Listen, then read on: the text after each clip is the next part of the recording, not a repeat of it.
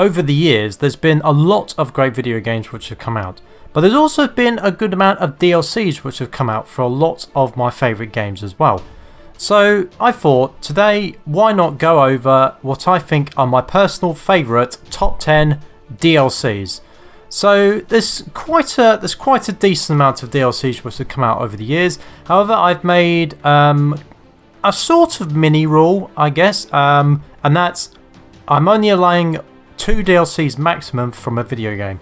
So say like the Fallout video games, like they've had multiple DLCs come out for some of the titles, but I'm going to be limiting it to 2 DLCs per game.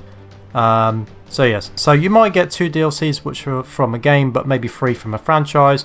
So I just want to clarify that mini rule. So anyway, let's go through the list and see what goes where. Number 10, Spider-Man, The City That Never Sleeps, Part 1. So, admittedly, these DLCs for Spider-Man are not exactly that well received when it comes to some of the other stuff that's come from the developers at Insomniac. However, I do think that the first one, Part 1 in this trilogy, is actually a fairly decent one. So, in this one, we get the introduction, like the proper introduction of Catwoman into the game, and we're investigating kind of what she's up to and also what's going on with Hammerhead. Now, crucially, they don't ruin Hammerhead, because in the future ones they kind of do.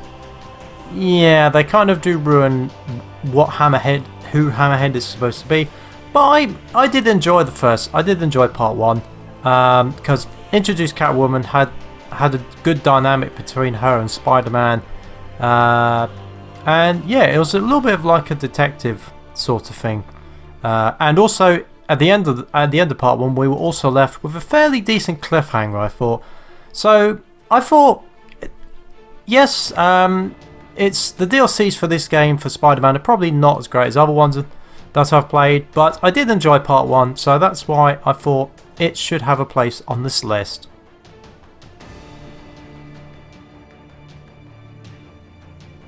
Number 9, Operation Anchorage from Fallout 3. So, spoiler alert, this is the only DLC which I've got for Fallout 3 on this list. However, I did feel like, for me, this was quite an important DLC, because lore-wise, it explores probably one of the biggest battles in the Fallout world's history, and that is the Battle of Anchorage, Alaska. So the DLC is you come across a bunch of Brotherhood of Steel outcasts, and they're trying to access a storage, like an armory. But the only way to open the door is to survive a military virtual reality simulation of Operation Anchorage. So that's where we come in. So we take the place of a soldier in the Battle of Anchorage, where we have to battle against the invading Chinese. And yeah, so this battle is important because it's talked about a lot, and it's also the first one. It's also the battle where they introduced the power armor, the T-51, I believe. So yes, so this is quite a significant DLC to go through. I actually quite like it because it's a little bit of a scout element, like it's survival mixed with stealth, which I quite like. So yes, and also there's a little bit of a twist at the end, which yeah, I thought was quite fun. So I quite enjoyed this DLC a lot more than the others, to be honest, from Fallout 3. So that's why it's number 9 on this list.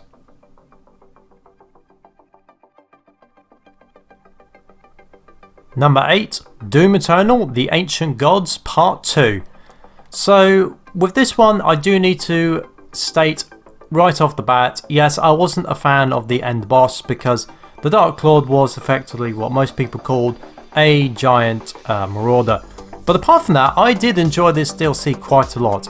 The reason I enjoyed it more than the first one was just mainly because the overall levels I did prefer, to be honest. It also introduces some more new enemies, such as the Screecher Zombie, Riot Soldier, the Stone Imp, and also the Armored Baron, which definitely is a bit of a challenge, but it's not too excessively difficult, I'd say. So yes, It also contains three decent levels like Reclaimed Earth. It also contains like the I can't remember what it's called. Oh, Emora. So that's like the capital of hell, and also the World Spear, which I thought was all very enjoyable levels. So yes, I did. That's the main reason it's on this list. Is just mainly because I did enjoy both DLCs. I just enjoyed Part 2 more because of the overall level balance. So that's why I've put it 8 on this list.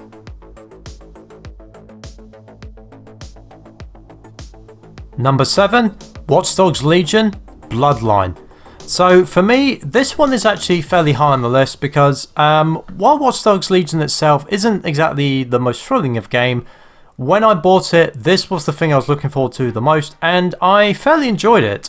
I replayed it recently for the filming of the DLC, and yeah, it was definitely an enjoyable DLC. So this features the return of Aiden Pierce and also Wrench, so two of probably the more popular characters from the franchise. It also features returns from Jackson Pierce, Aiden's nephew, Sky Larson, who is featured in the main game, and also it features introduces a couple new companies in the modern London, and also features the return of Geordie and a surprise cameo, which I'm not gonna ruin, but it is quite neat.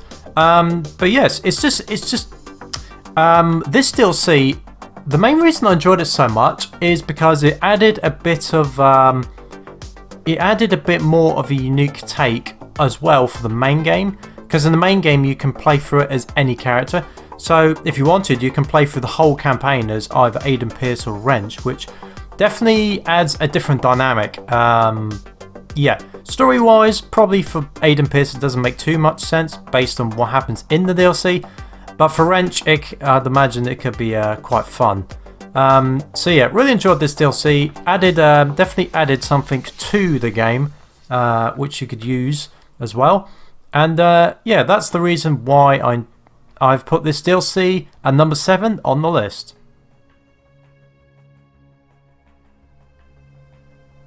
Number 6, Fallout 4 Far Harbor. So I'm not going to lie, this is not the only Fallout 4 DLC which is on this list. But it is one which I thought does have arguably the better of the stories of the two. But I'll explain that a bit later. So this is set on an area called Mount Desert Island, but most people know it as Far Harbor. So the story is that the sole survivor goes in search of a young woman named Kasumi on the colony of Synths.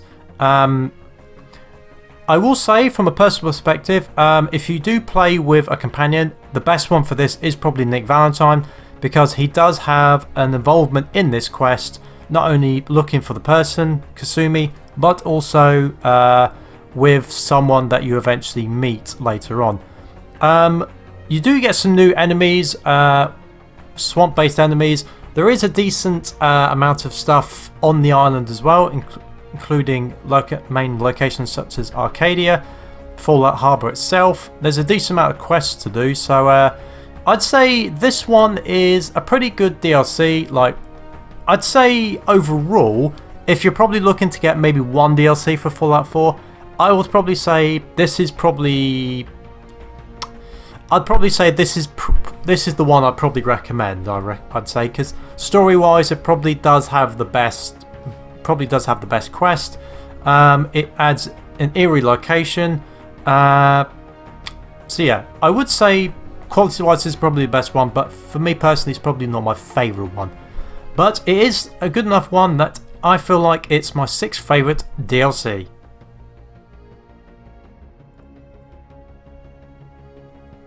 Number 5, Annihilation Line from Terminator Resistance. So to some people this might seem a bit of an odd choice, but for me as a Terminator fan, it did give us a little bit more of a, I guess you could say, a bit more of an expanded story regarding Kyle Reese. So this is set in the middle of the Terminator Resistance campaign. It's set in a 2-week time frame. So in which the player who we're playing as, Jacob, we team up with Kyle Reese along with Farah and Evans and set out on a quest up north towards the Annihilation Line, hence the name of the title.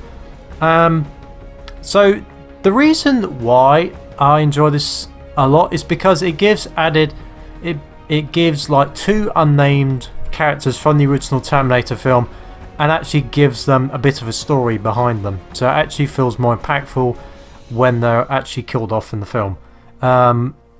So yeah, overall I do kind of like the idea of the story as well, and yeah, it's just it was fun to go through the campaign, so that's why it's number 5 on the list.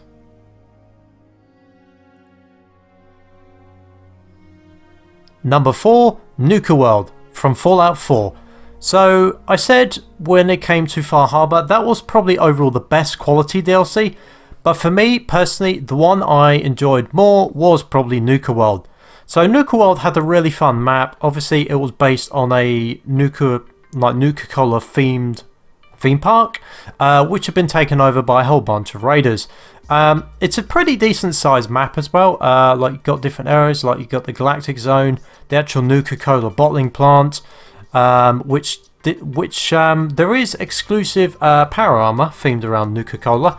In one of the quests in particular, you have to like solve pieces of a puzzle to get it, and yeah, it's probably my favorite power armor in Fallout 4. Has some new enemies such as Nuka, such as like Mylarks, Nuka Mylarks, that type of thing. It's got some, I think, returning enemies if I'm correct. It's been a while since I've been in Nuka World, so that bit I can't quite remember. But it also contains new Nuka-Cola themed weapons, and it also contains a returning character from Fallout 3, Sierra. So in the game you came across Sierra, like she's like has a kind of a Nuka-Cola mini museum, and she has journeyed to Nuka World in search of that. Also, one of the things, the most interesting thing for me is Nuka World also adds an alternate ending. Well, so okay, not quite an alternate ending, but an alternate faction. So with this, you can actually play as, like, you can play with the Raiders. This will upset the Minutemen, so the Minutemen will turn on you eventually. But yeah, I thought it was interesting that they added the option to actually play as a Raider. Yeah. So a little bit of an added option. So yeah, I really enjoyed this map. Really enjoyed the DLC. But I would say there's probably 3 DLCs which I'd say are probably better quality than this one. But I did really enjoy it. So that's why I'm putting it at number 4 on this list.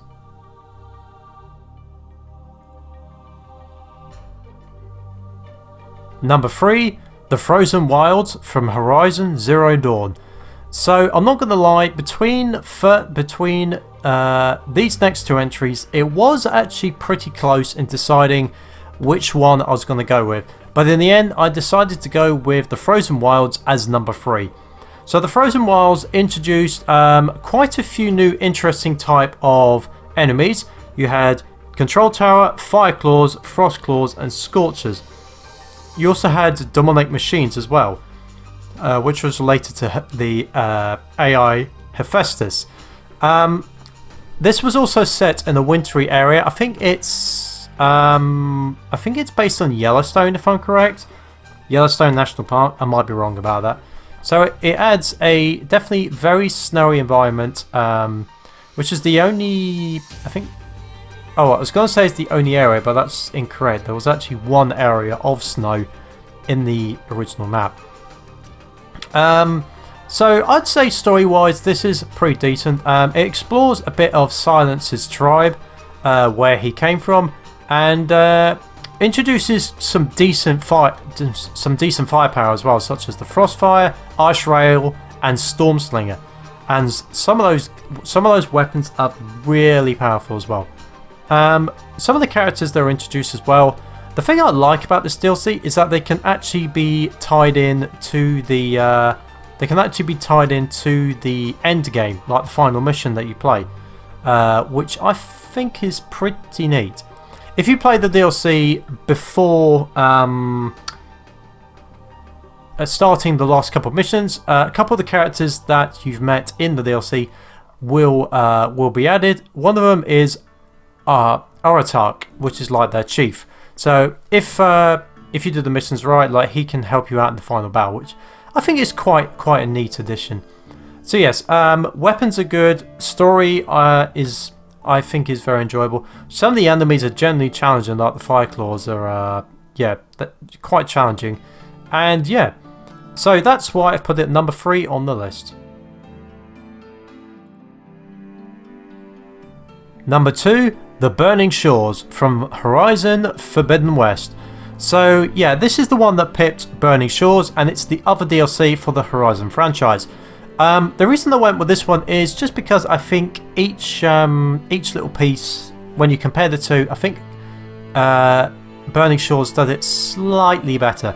So some of the new machines introduced is like the Water Wing, which is a genuine game changer, because the Water Wing allows you to like go from a flying position and like dive into the water, which is pretty handy to getting around. You've also got some returning characters such as Gildan, who was in the first DLC, which I didn't mention about, and arguably probably one of the most important characters in Horizon, I suspect, going forward, is Seika. So Seika is a member of the Quinn, although it's a different tribe of the Quinn that we get in the original game. So yes, she is a very important character because she's potentially a relationship for Aloy.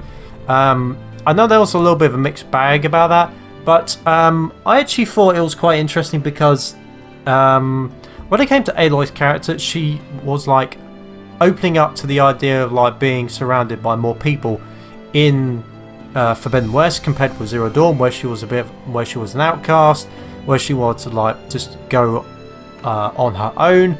But yeah, so it's interesting to see how far she's developed from the start of the original game. For me though, the two things that set this higher than the first DLC is the location and the boss fight. So the location it's set in a ruined Los Angeles, and there are definitely quite a few monuments there which are very much recognizable, such as one of the music towers, the Walk of Fame, the Hollywood sign, the observatory. There is quite a few landmarks. LAX I think is also there. So yeah, there's quite a few notable things there. But yeah, so the boss battle. So right at the end, you get the first boss fight in the franchise of the Horus, which is like the big end-all, so be-all, end-all like machine that was like in the original. We've seen a couple of wrecks in the first two games, but this is the first one which you can actually fight against the Horus, which is quite a big thing, quite a big deal, I feel like. So yes, big boss battle, great open area. I feel like character-wise, it's a good DLC as well. So yes, it was a very enjoyable DLC. However, personally, I feel like there's actually one more DLC which I've played, and it genuinely, honestly, it genuinely could be the greatest DLC. It could be the best DLC I've ever played. So hence why it will be number 1. But yeah, so Burning Shores, yeah, really enjoyed it, and that's why I put it at the runner-up spot, number 2 on this list.